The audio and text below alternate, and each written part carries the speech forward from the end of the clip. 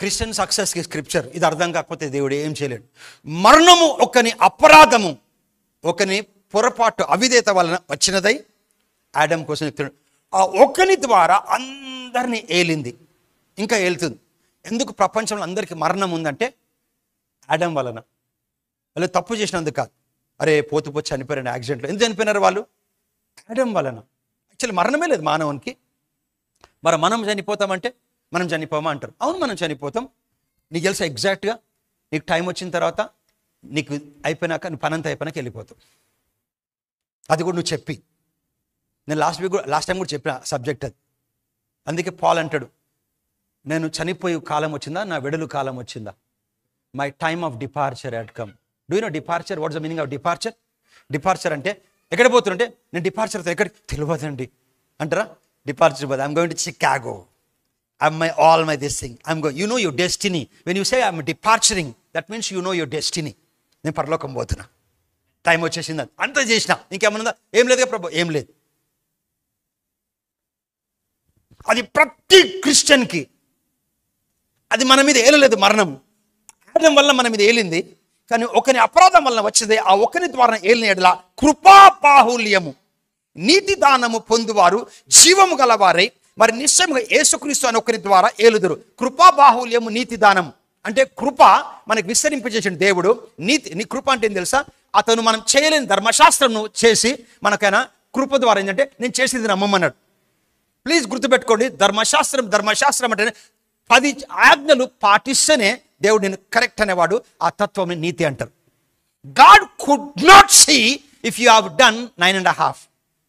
దేవుడు నేను మంచోనిగా చూడలేడు. నువ్వు రోడ్డు మీద పోతే నేను కాపాడలేడు. నువ్వు ఏమైనా బిజినెస్ దీవించలేడు. ఎందుకంటే నువ్వు 9 చేసినా కానీ ఒకటి చేయకపోతే నువ్వు శాపగ్రస్తుడు. సో ఎవరు చేయలేరు. So people never explain what is commandments. 10 commandments ఏం చేసినా అంటే 10 ఆజ్ఞలు చేస్తే నువ్వు కరెక్ట్. నువ్వు పొలంలో పోతే పంట పండుతుంది, రోడ్డు మీదకి పోతే నీకు యాక్సిడెంట్స్ కాదు, ఉద్యోగంలో దీవించబడతావు, ఆరోగ్యం ఉంటుంది. 9 చేస్తే 10 చేస్తే, కానీ 9 చేసినావు అనుకో 10 కూడా 9 కూడా వెళ్ళిపోతుంది ఒకటి చేయకపోతే. When you don't do the 10th one also, the 9 are been deleted. So ఎవరు చేయలేరు. ఎందుకంటే సార్ 9 చేయగలి కష్టపడ్డా కానీ 10th ఎవరు చేయలేరు, మానవుడే చేయలేరు.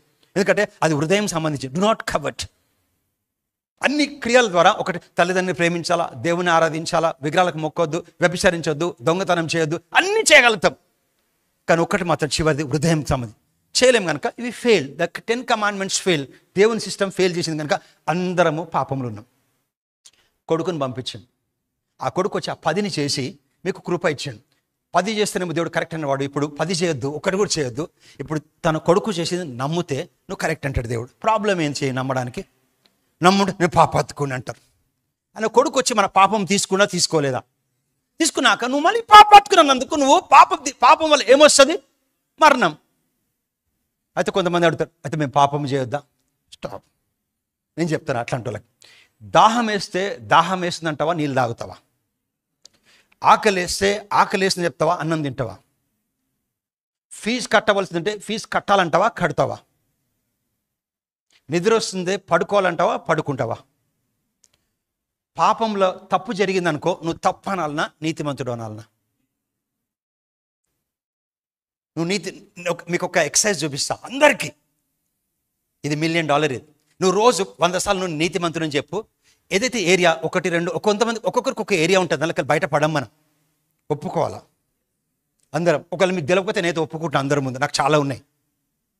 ఓకే, చాలా బలహీనతలు ఉన్నాయి. నువ్వు చెప్పినాక ఆ బలహీనతలకి ఆటోమేటిక్ బయటపడుతుంది. నేను ఎక్స్ప్లెయిన్ ప్రాక్టికల్గా. Can I have water bottle? నాకు బాగా దాహం వేస్తుంది. అబద్ధం చెప్పినా కరెక్ట్ చెప్పినా? కరెక్ట్ చెప్పినా అబద్ధం చెప్పినా? దాహం వేస్తుంది కరెక్ట్ అబద్ధమా చెప్పిన? దాహం పోయిందా? అయితే కొంతమంది పాపం చేస్తే పాపాత్కులం కాకపోతే ఏమనాలా బ్రదర్ మనం అంటే? అనుకో నువ్వు అక్కడ ఉంటావు. పాపం చేస్తే పాపభీతులు ఉంటావు. పాపభీతులు ఉంటే సార్ అపవాది వచ్చి వేసేస్తుంది. నువ్వేం చేస్తున్నావు పడుకున్న మరణాన్ని యాక్టివేట్ చేస్తున్నావు. కొన్నిసార్లు సెల్ ఫోన్ యాక్టివేట్ ఉంటుంది, మళ్ళీ యాక్టివేట్ చేసుకుంటాం మనం. సో నువ్వేం చెప్పాలంటే తప్పు జరిగినప్పుడు లోపల నీకు నీతి ఉంది. తప్పు ఎక్కడ జరిగింది? ఆత్మలో జరగదు, శరీరంలో మనసులో జరుగుతుంది. నువ్వులే నేను నీతిమంతుడను క్రీస్తునందు, నేను నీతిమంతుడను క్రీస్తునందు, నేను నీతిమంతుడను క్రీస్తు చెప్పినాక ఎంత బలహీనత ఉంటుందో అది చేయలేకపోతే చేయలేవు. నువ్వు బిలీవ్ మీ, నీళ్ళు తాగినాక దాహం వేయదు. నువ్వు నీతిమంతుని చెప్పినాక ఆ పాపంలో నువ్వు తొక్కేస్తావు, ఈజీగా ఓవర్కమ్ అవుతావు. ఇది చెప్పి చూడు, నువ్వు ఫస్ట్ ఇది ప్రాక్టీస్ చేయాలా. చాలా మంది కొట్లాడతాం, ఈ తప్పు ప్రభా క్షమించని చెప్పి మళ్ళీ చేస్తాం, క్షమించండి మళ్ళీ చేస్తాం, క్షమించండి మళ్ళీ చేస్తాం, క్షమించండి మళ్ళీ చేసి తర్వాత మాకు ఎన్నో బలహీనతలు ప్రభా అంటాం. అవునా కాదా? I'm talking something inside, how to overcome. నువ్వు అదే చూడు, దాహం వేస్తుందని చెప్పడం కంటే నీళ్ళు తాగినాక నీకు దాహం వేయదు. ఒక నీళ్ళు తాగినాక నీకు వాటర్ ఇస్తే నాకు వద్దంటావు. నీకు తెలుసా, ఆకలి మీద బాగా బిర్యానీ తిన్నాక ఏం తినబుద్ధి కాదు నీకు. నువ్వు నీతిమంతుడు అంటే దేవుని స్వభావం ఉంది నాలో అల్లు ఇచ్చిండు కదా, చెప్పినాక నీ ముందు పాపం చేయబుద్ధి కాదు. ఇది జరుగుతుంది, అప్పుడు నువ్వు ఓవర్కమ్ అవుతుంది. చూడు, can you go to 19th 18th verse fast. కాబట్టి తీర్పు ఒకని అపరాధం మూలంన వచ్చినదై మనుషులు అందరికీ శిక్షావిధి కలుగుటకై ఎలాగూ కారణమాయనో, అలాగే ఒక్క పుణ్యకార్యము వలన కృపాదానము మనుషులందరికీ జీవప్రదమైన నీతి విధింపబడటకు కారణమాయను. 19th verse. ఎలయనగా ఒక మనిషిని అవిధేయత వలన అనేకులు పాపులుగా ఎలాగో చేయబడితిరో. మనం ఏం పాపం చేయలే, పుట్టంగానే పాపాత్కులం, ఎందుకంటే ఆడమ్ చేసినందుకు. అది నమ్ముతాము.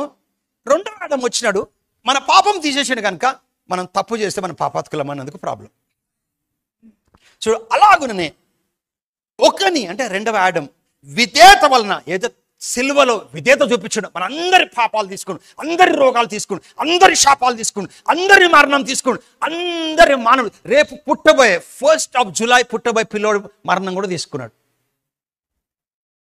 తీసుకుండు కనుక ఒకని విధేయత వలన అనేకులు ఏమిగా తీర్చబడరు చెప్పండి. నీతి మొదలు దేవుడు, నువ్వు కరెక్ట్ ఎవరికి వస్తావు, నువ్వు కరెక్ట్ బిజినెస్లో పోతే ఎవరికి రాక, నువ్వు కరెక్ట్, నీకు అనారోగ్యం వస్తే ఆరోగ్యం ఉంటుంది, నువ్వు కరెక్ట్, నువ్వు ఫెయిలియర్ కావు. నీతి మీద దేవుడు చూసే తత్వం నేను చూపిస్తాను మీకు. అదేంటో మీకు తెలుసో లేదో, this lady in the Bible by name Rahab. ఆమె ప్రొఫెషన్ ఏంటి? వ్యభిచారం చేస్తుంది. ఆమె ఎరికో పట్టణంలో గోడల పైన వ్యభిచారం చేస్తుంది. ఆమె ఇల్లు గోడల మీద ఉంటుంది. గోడలు అంటే 3 ఆర్టీసీ బస్సులు పోయేంత పెద్ద పెద్ద గోడలు ఉంటాయి ఆ రోజుల్లో, ఇలా మన 14 inches కాకుండా. అందుకే రాజులు ఆ గోడల పైన వాళ్ళు ఫంక్షన్స్ పెట్టుకుంటారు, సరే పెద్ద పెద్ద ఫంక్షన్స్, అంత పెద్ద గోడలు. ఆ గోడల పైన ఇల్లులు ఉంటాయి, ప్రాకారాలు. ఆ ఇంటి పైన ఆమె ఇల్లు ఉంటుంది. అయితే జాషువా చెప్తాడు, మీరు వెళ్ళి మనము ఆ ఎరికోని మనము ముట్టడించాల కనుక దేవుడు చెప్పినాడు, ఎరికో నీకు అప్పగించి దాని పరాక్రమంతులను మీకు అప్పగించా కనుక వెళ్ళి చూడమంటాడు. వాళ్ళు వచ్చిన తర్వాత సమాచారము ఎరికో పట్టణం తెలుస్తుంది. వాళ్ళకు ఒక న్యూస్ ఉంటుంది, ఈ యెహోవా దేవుడు ఇబ్రుల దేవుడు కనుక ఎర్ర సముద్రం చీల్చి అందరినీ సంహరించుకుంటే వీళ్ళకి జయమిస్తుంది కనుక భయం వచ్చేస్తుంది వాళ్ళకి. వచ్చేసినప్పుడు వాళ్ళకి తెలుస్తుంది ఈ స్పైస్ వచ్చినారని, ఎవరు వీళ్ళు చూడనీకి వచ్చిన వారని. తెలిసిన తర్వాత రాహాబ్ ఏం చేస్తుందంటే వాళ్ళని దాచిపెడుతుంది. ఎందుకంటే రాహాబ్కి తెలుసు మీ దేవుడు నిజమైన దేవుడు, మీ దేవుడు ఎప్పుడైతే ఎర్ర సముద్రం చీల్చి మేము తీసుకొచ్చిన బయటికి మా ఎరికోలు అందరికి తెలిసి మా గుండెలో మేము గుండె జారిపోయి మేము ఎప్పుడో ఓడిపోయినాం కనుక ఖచ్చితంగా మీరు మమ్మల్ని ముట్టడించినప్పుడు మేము ఓడిపోతాం. ఒక కండిషన్, మిమ్మల్ని నేను కాపాడుతాను, కానీ మీరు మమ్మల్ని ముట్టడించి అందరిని సంహరించినప్పుడు ఎప్పుడో దేవుడు మీకు అప్పగించినప్పుడు మా దేశంను అప్పుడు మమ్మల్ని కాపాడాలంటారు. అన్నప్పుడు అయితే వాళ్ళు ఏమంటారంటే సరే ఒక పని చేస్తాము, మేము కిందికి దాచిపెడతారు. దాచిపెట్టినాక కిందికి పెట్టడం ఒక మాట చెప్తుంది, మీరు పారిపోయి వీళ్ళు వెనకాల పారిపోయి వస్తుంటారు పట్టుకోవడానికి, మీరు కొండల్లో పోయి 3 దినాలు దాచుకోండి అని చెప్తుంది. వాళ్ళు వెళ్ళిపోయి తిరిగి మళ్ళీ మా అంతపురంకి వచ్చిన తర్వాత మీరు we can go to your place అని చెప్తుంది. చెప్తే మరి మమ్మల్ని కాపాడుతామని అడుగుతుంది ఆమె. తప్పకుండా కాపాడుతాం, కానీ కండిషన్ ఏదైతే ఇల్లు గుర్తుపట్టం, మీ ఇంటికి ఒక రెడ్ స్కార్లెట్ కట్టాలి. మీరు కట్టిన తర్వాత మేము ఎప్పుడైతే ముట్టడించడానికి వచ్చినామో ఫస్ట్ ఆ ఇంట్లో మీరు ఉండాలా. మీ అమ్మ, మీ నాన్న, మీ అక్కలు, మీ తమ్ముళ్ళు అందరూ ఆ ఇంట్లో ఉండాలి. ఎవరింట్లో? ప్రైమ్ మినిస్టర్ వాళ్ళ ఇంట్లో కాదు, వ్యభిచారి ఇంట్లో ఉండాలి. ఉంటే అది చూసి మిమ్మల్ని కాపాడుతాం. ఒకవేళ మేము వచ్చినప్పుడు మీ నాన్న బయటకు వస్తే ఆయన రక్తం మా మీద చంపేస్తాం. ఒకవేళ మీరు లోపల నుండి మేమేమో చేసినాం అనుకో, మీ రక్తం మా మీద ఉంటుంది, చేయమట్లా. ఒకవేళ మేము వెళ్ళిపోయినాక మమ్మల్ని పట్టించినాం అనుకో, నీ రక్తం నీ మీద మిమ్మల్ని వేసేస్తాం, కండిషన్ అని చెప్తాడు. చెప్పిన తర్వాత బయటకు వచ్చినాక వాళ్ళు తెలుసు మీకు లాంగ్ స్టోరీ షార్ట్, ఎరికోని ముట్టడిస్తారు. ముట్టడించిన తర్వాత దేవుడు ఆమెను ఎట్లా చూసిండో తెలుసా? ఆమె ప్రొఫెషన్ ఏంది? హెబ్రీయులకు యాకోబు రాసిన పత్రిక 2వ అధ్యాయం 20వ వచనం. మనకు నీతి అంటే నీతికి బతకడం, నీతి అంటే దేవుడు కరెక్ట్గా చూసే తత్వం. దేవుడు చూడండి, ఫర్ ఎగ్జాంపుల్ ఎప్పుడుకి సక్సెస్గానే చూశాడు దేవుడు, అది నీతి. ఎప్పుడుకి నీకు ఆరోగ్యంగా చూశాడు దేవుడు, అది నీతి. ఎప్పుడుకి నువ్వు ఓటమి పాలు కానట్టు చూశాడు, ఎప్పుడుకి నీవు దీవించబడ్డ వ్యక్తిగా చూస్తాడు, అదే నీతి. The nature of God. అందుకే when you stand before God, దేవుడికి ఏమి కనబడదు. ఎందుకు తెలుసా? ఆయన కొడుకు నీతిని ధరించుకొని. అందుకే ఏమని చెప్పిండు ప్రార్థనలు కూడా, మీరు డైరెక్ట్గా ప్రేయర్ చేసుకోమని చెప్పాడు తండ్రికి నా నామమున చేయాలా, ఎందుకంటే నా నీతి మీకుంది. ఏమన్నాడు? తండ్రిని మీరు ఏది అడిగినను నా పేరిటని అడగాల, మీరు అడగాల, కానీ ఎవరి పేరిట అడగాల? When you stand before God is Father in Jesus name అన్నప్పుడే దెన్ యూ పుట్ ఆన్. నీకు దేవుని నీతి, యేసుప్రభు నీతి నువ్వు ధరించినావు కనుక దేవుని నిలబడతావు. యేసుప్రభు వైఖరి ఎప్పుడు మర్చిపోకండి ఈ మాట. 50 ఏళ్ళు ఒక చర్చ్ క్రిస్టియన్ వస్తాడు, ఆ వ్యక్తికి నీతి ఎంత ఉంటుందో ఇప్పుడు రక్షించబడ్డ వ్యక్తికి అంతే ఉంటుంది. నీతి అంటే అది దేవుని యొక్క స్వభావం, అందరికి ఒకటే. సపోజ్ ఇతను 10th క్లాస్ వరకు వచ్చిన స్కూల్లో అతను పెద్ద బ్యాడ్జ్, కొత్త వాళ్ళు చిన్న బ్యాడ్జ్ ఇవ్వరు, అదే బ్యాడ్జ్ ఇస్తారు. ఎప్పుడు గుర్తు. ఎందుకు ఇంత మాట్లాడుతున్నట్టే ఇది అర్థమైంది అనుకోను, దేవుని తొక్కుతావును, అప్పటి వరకు అది మనం ఆడుకుంటుంది. చూడు, అటువలే రాహాబను వేష కూడా దూతలను చేర్చుకొని, అంటే వాళ్ళు వచ్చిన వాళ్ళని వేరొక మార్గమున వారిని వెలుపలికి పంపి వేసినప్పుడు క్రియల మూలంగా, ఏం క్రియలు అంటే ఆమె నమ్మింది యెహోవా దేవుడు నిజమైన దేవుడు, ఈ దేవుడు వాళ్ళని ఎర్ర సముద్రం చీల్చి వాళ్ళు కాపాడిను, ఈ దేవుడు వచ్చినప్పుడు ఖచ్చితంగా మా దేశంను ముట్టడించి అందరినీ సంహరిస్తాడు, ఈ దేవుడు నిజమైన దేవుడిని ఆమె క్రియల మూలంగా నమ్మించింది. తెలుసా? ఆమెలే వచ్చిన వాళ్ళని కాపాడింది. నీకు తెలుసా, ఒక దేశం నుండి వాళ్ళని కాపాడితేనే ప్రాణం పోతుంది తెలిస్తే. వాళ్ళని కాపాడింది, మిమ్మల్ని కాపాడుతున్నాను ఎందుకంటే మీ దేవుడు నిజమైన దేవుడు, మమ్మల్ని ఎట్లాగైనా సంహరిస్తాడు అని నమ్మింది. మనమైతేలే మాకు తెలియదు, ఇంకా మా ప్రాణం పోతుంది అన్నందుకు వెలుపలికి పంపి వేసినప్పుడు క్రియల మూలంగా దేవుని దృష్టికి నీతిమంతురాలుగా ఎంచబడ్డది. ఆమె వేశ్య. నీతిమంతులు నీతికి బతకడం కాదు, దేవుడు నువ్వు కరెక్ట్. అందరూ ప్రెగ్నెంట్ లేడీని కూడా చంపాలా, 9th month ప్రెగ్నెంట్ లేడీని కూడా చంపాలా, చదువుకోవడం కావాలంటే. నువ్వు పిల్లలని, పసిపిల్లలను చంపేయి, కానీ రాహాబుని మాత్రం చంపొద్దు. ఆయన భార్యను, పిల్లల్ని చంపొద్దు, ఎవరిని చంపొద్దును, కానీ అందరిని చంపేయాలా. ఎప్పుడు గుర్తు, you should know the Lord's justice. దేవుడికి దయ లేదా, కడుపుతోనామని చంపేసాడు కానీ ఈమెను మాత్రం వ్యభిచారి. నో. నీతి అంటే దేవుడిని చూసేలాగను. పరలోకం ఎందుకు పోతావు తెలుసా? నువ్వు ఆయన కొడుకు నీతి నీళ్ళు ఉంది కనుక పోతావు. మనం ఎందుకు పోతాం? లేకపోతే చూడు ఎట్లా చూసాడు దేవుడు ఆమెని. చూసి మీకు చదువుకొని యెహోషువలో ఆమెను బట్టి తండ్రిని, తల్లిని, అన్నదమ్ములు అందరినీ కాపాడుతాడు. కాపాడి లాస్ట్కి ఆమె ఒక ఆయన చేసుకుంటుంది. ఆయన పేరేంటి? ఒక వేశ్య ఉండి ఒక ఆయన చేసుకుంటే, ఎవరు చేసుకుంటే సాల్మన్, ఎస్ఏఎల్ సాల్మన్ చేసుకుంటే, ఆ సాల్మన్కి ఎవరు పుడతారు తెలుసా? బొయాజ్ పుడతాడు. బొయాజ్ రూతుని చేసుకుంటాడు. ఆ రూతు బొయాజ్కి ఒబేదు పుడతాడు. ఒబేద్కి జెస్సీ పుడతాడు. జెస్సీకి డేవిడ్ పుడతాడు. డేవిడ్ నుంచి జోసెఫ్ వచ్చిండు. జోసెఫ్కి ఒక కొడుకు పుట్టిండు, అతని పేరు యేసు. యాక్చువల్లీ ఈ వేశ్య యేసు ప్రభు అమ్మమ్మ, నాన్నమ్మ. The great grand mother of Jesus Christ is Rahab the prostitute. నీకు తెలుసా డేవిడ్ ఎన్ని లెక్కలు వచ్చినాడు? ఏ గోత్రం లెక్కలు వచ్చినాడు? యూదా గోత్రం వేస్ట్, జూడా గోత్రం వేస్ట్, ఏ మంచిది రాదు. అయితే ఆయన వచ్చిండు, ఆయనకల్లి సృష్టికర్తను తీసుకొచ్చిండు. So when you're good for nothing, Jesus came to make it good. నేను good for nothing, good for no.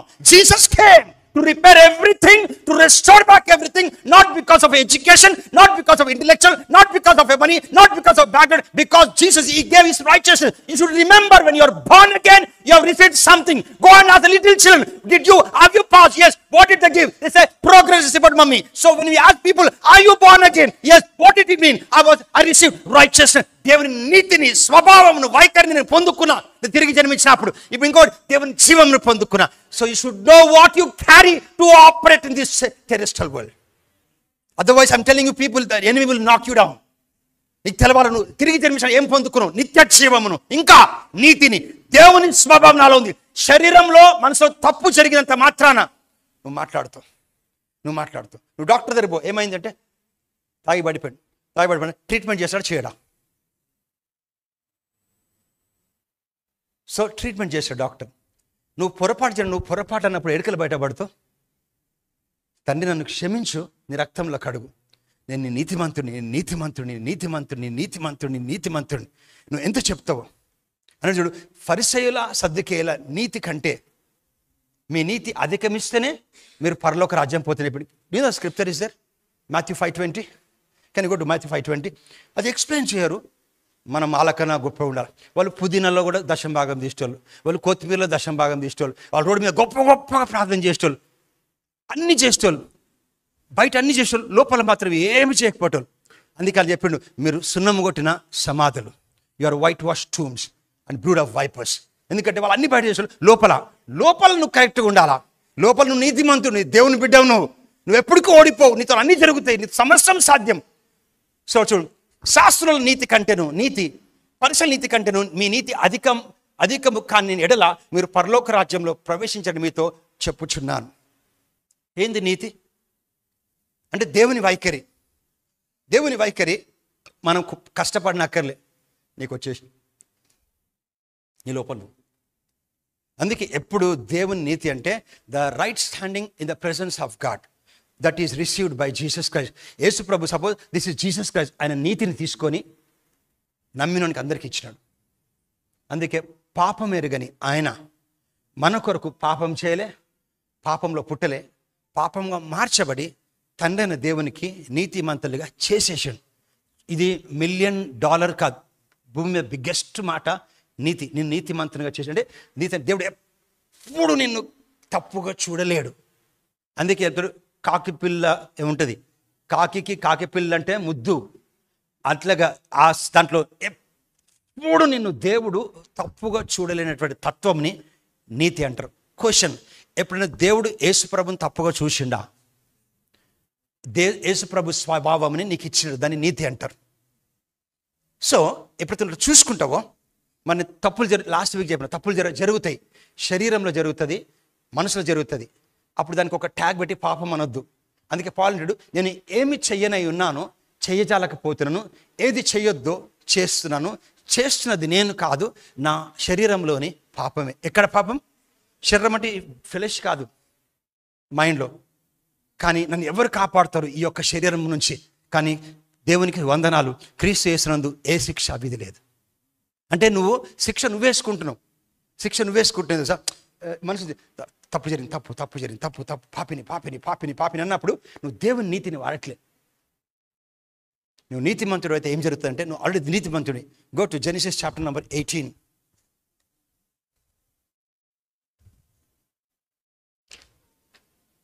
Rahab తన కుటుంబం అందరూ కాపాడబడతారు. 18:23. అబ్రహాం కాలంలో ధర్మశాస్త్రం లేదు కనుక దేవుడు ఆయనకు విధేయత చూపించే వాళ్ళని నీతిమంతులుగా పరిగణించేవాడు. సో అబ్రహాం కాలం తర్వాత మోషే కాలం వచ్చినాక ధర్మశాస్త్రం వచ్చింది. ధర్మశాస్త్రం వచ్చిన తర్వాత ఆ ధర్మశాస్త్రం పాటించిన వాళ్ళే దేవుని దృష్టి కరెక్ట్. అంతకుముందుకు దేవుడి మాట విన్నోళ్ళకి కరెక్ట్. ధర్మశాస్త్రం వచ్చినాక ధర్మశాస్త్రం చేసిన కరెక్ట్. ఇప్పుడు ధర్మశాస్త్రం చేయదు, ఏం చేయదు, యేసుప్రభు చేసేది నమ్మిన వాళ్ళు కరెక్ట్. యేసుప్రభుని గొప్ప చేసిన గొప్పవాడని చెప్పడం కరెక్ట్. యేసుప్రభు నా పాపాలు తీసుకుని నీతిమంతులు చెప్పడం అది కరెక్ట్ దేవుని దృష్టికి. యేసుప్రభు నా శాపాలు తీసుకొని ముళ్ళకెట్టి దాని నేను శాపస్తులను దీవించబడ్డాని చెప్తే అది కరెక్ట్. అది సో దేవుడు చేసింది నమ్మాలా, అంతే. అందుకే నమ్ముటకు నీకు సాధ్యమైతేనా, కష్టపడేవాడు సాధ్యమైతేనా. So right believing is right hearing is right believing is right action right takes right destiny. So ఇక్కడ పాత నిబంధన కాలంలో అబ్రహాము ఒక ప్లేస్లో కూర్చొని మమ్రే అని అక్కడ ఒక స్థలంలో అతను తన భార్యతో ఉన్నప్పుడు 100 ఏళ్ళు ఉంటుంది. అప్పుడు అక్కడ బైబిల్ ఏమంటుందంటే 3 వస్తారు మనుషులు. ఆ 3 మనుషుల్లో 2 దూతలు, 1 దేవుడు. మీకు తెలుసలేదు, ఎబ్రీ పత్రిక ప్రకారం చాలాసార్లు మన ఇంటికి, మన జీవితంలో, రోడ్ల మీద మనకు కొంతమంది మనుషులు కనబడతారు. ఆ మనుషులు భూమి మీద ఉండరా మనుషులు, అసలు భూమి మీద ఉండరా మనుషులు. అలా టైంకి వచ్చారు. నువ్వు బాగా ఏంజలిక్లో నువ్వు ఆపరేట్ అవుతుంటే నీ కష్టకాలంలో నీకు వస్తారు, ఆ టైంకి నీకు హెల్ప్ చేసి వెళ్ళిపోతారు. మళ్ళీ ఆ మనుషులు ఉండరు. వాళ్ళు actually their heavenly beings put it in the physical form. That physical form is nowhere in this world. So దేవుడు ఒక ఫిజికల్ ఫార్మ్, ఎవరు లేరు అట్లా. దూతలు ఫిజికల్ ఫామ్గా ఈ భూమి మీదకి వస్తారు. 3 మనుషులుగా వస్తారు. అంటే శరీరం, ఆ శరీరం ఆ భూమి మీద ఎవరిది లేదు. ఇట్లా ట్రిప్ 7 మంది ఉంటారు, 10 మంది, అవన్నీ వేస్ట్ మాటలు. అట్లా ఏముండరు అసలు. ఇదే ఎవరిది కూడా సెట్ అవ్వదు. సో 7 మంది ఒకలాగా ఉంటారు, అట్లా ఏముండదు. సో ఆ 3 వచ్చి పోతుంటే వాళ్ళు సొడొమ గొమొర్రాని వాళ్ళు శిక్షించడానికి వస్తుంటారు అన్నమాట. ఎందుకంటే సొడొమ గొమొర్రాలో వ్యభిచారము అవన్నీ ఉంటుంది.